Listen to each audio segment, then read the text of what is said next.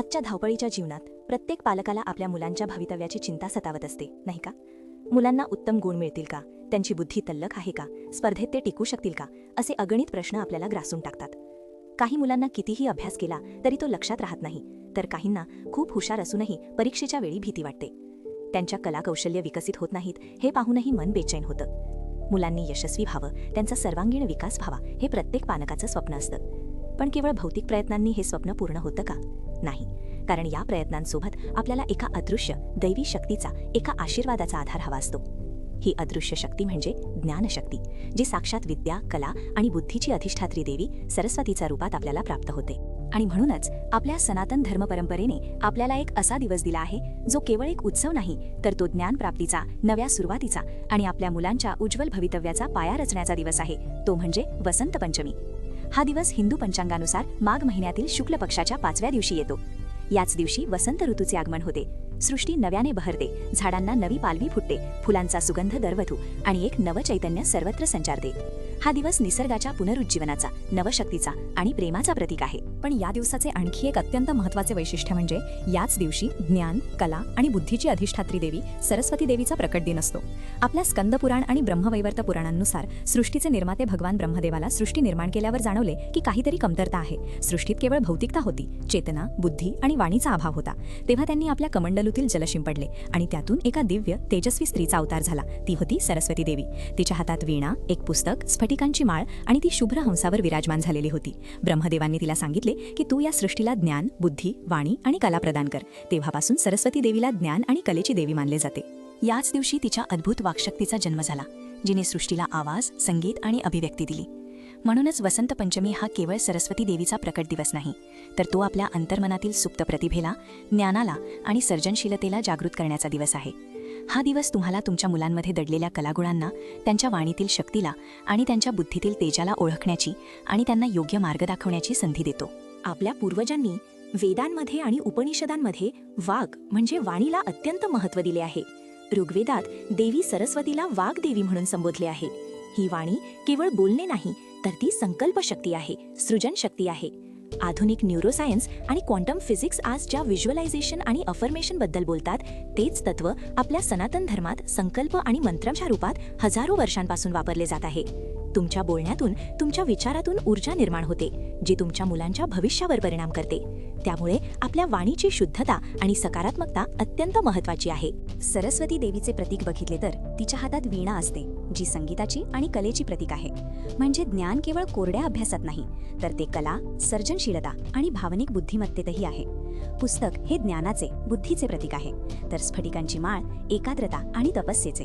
हंसपक्षी हे नीर क्षीर विवेकाचे प्रतीक आहे, म्हणजेच योग्य काय आणि अयोग्य काय हे ओळखण्याची क्षमताच या विवेक बुद्धीच्या सर्वोच्च अवस्थेचे द्योतक आहे. जेव्हा तुम्ही या प्रतीकांचा अर्थ समजून घेता, तेव्हा तुम्हाला कळते की सरस्वती पूजा ही केवळ एक प्रथा नाही, तर ती एका संपूर्ण जीवनशैलीचे शिक्षण आहे. जेव्हा आपण सरस्वतीची पूजा करतो, तेव्हा आपण नकळत या सर्व गुणांना आपल्या मुलांच्या मनात रुजवण्यासाठी आणि विकसित करण्यासाठी एक सकारात्मक ऊर्जा निर्माण करतो. हे एक प्रकारे त्यांच्या सुप्त बुद्धीला आणि प्रतिभेला जागे करण्याचं कार्य करते. हे केवळ एक कर्मकांड नसून आपल्या मुलांसाठी एक सकारात्मक संकल्प आहे, ज्यामुळे त्यांच्या मनात आत्मविश्वास आणि एकाग्रता वाढते, त्यांच्या अभ्यासाला योग्य दिशा मिळते आणि नवीन गोष्टी शिकण्याची त्यांची क्षमता वाढते. जेव्हा मुले स्वतः या पूजेमध्ये सहभागी होतात, तेव्हा त्यांच्या मनात एक अदृश्य आत्मविश्वास आणि अभ्यासाप्रती आदर निर्माण होतो.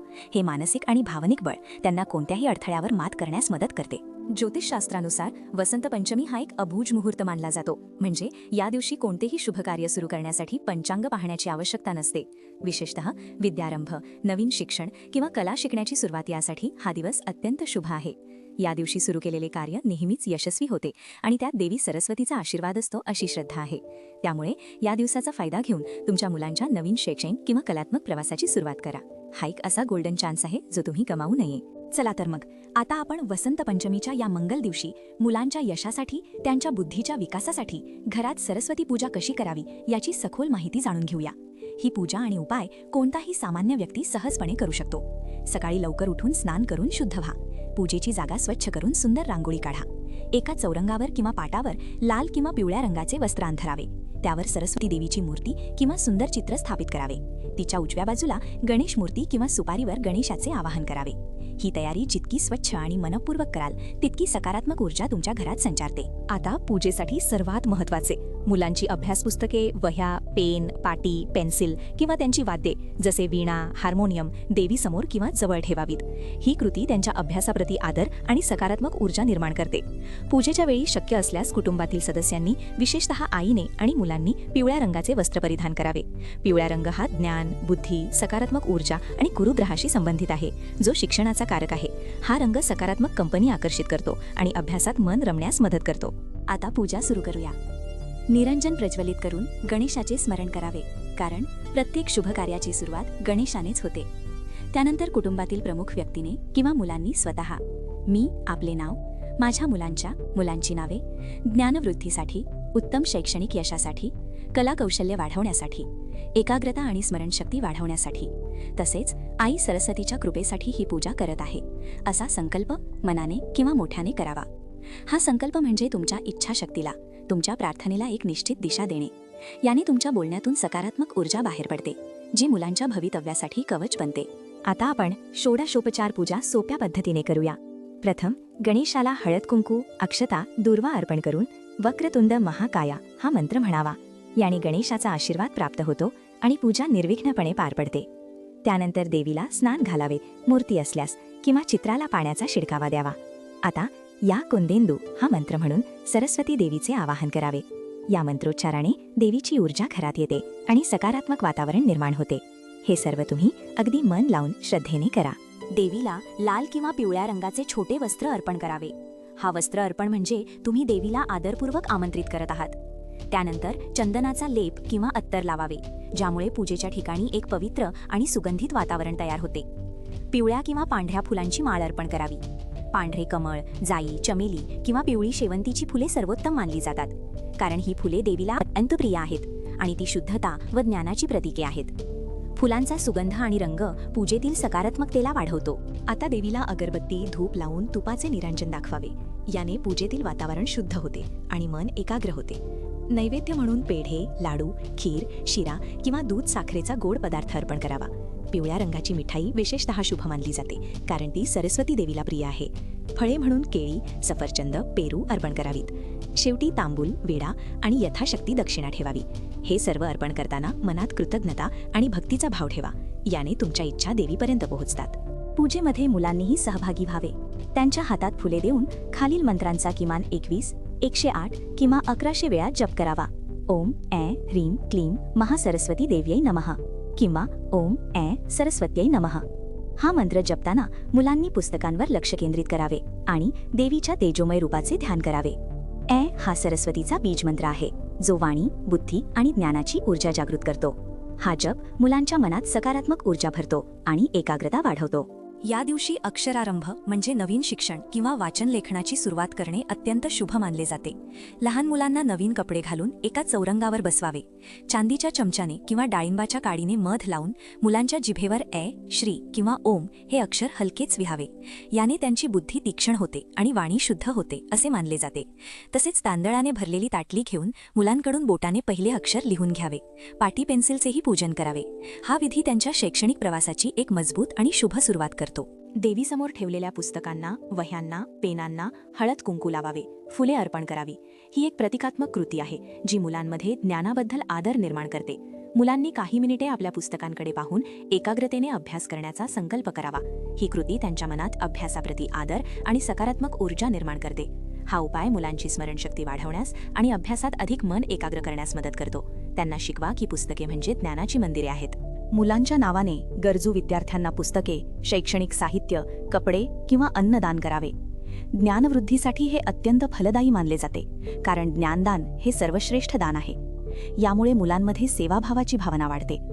तसेच मुलांना या दिवसापासून गाणे, चित्रकला, नृत्य, वादन किंवा अन्य नवीन विषय शिकायला प्रोत्साहित करावे.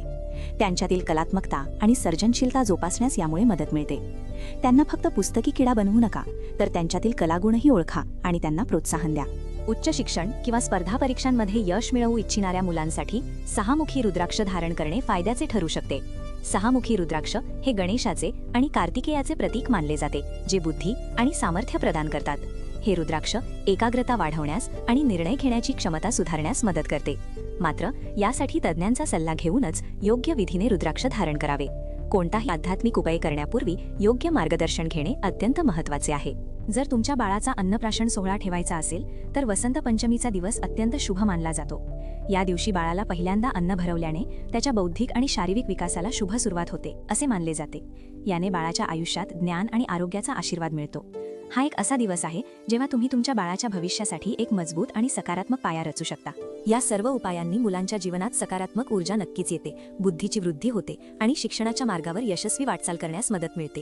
हे उपाय केवळ कर्मकांड नसून आपल्या मुलांच्या सुप्त शक्तींना जागे करण्याचे आणि त्यांना त्यांच्या ध्येयाप्रत नेण्यासाठी एक ऊर्जात्मक मार्ग आहे.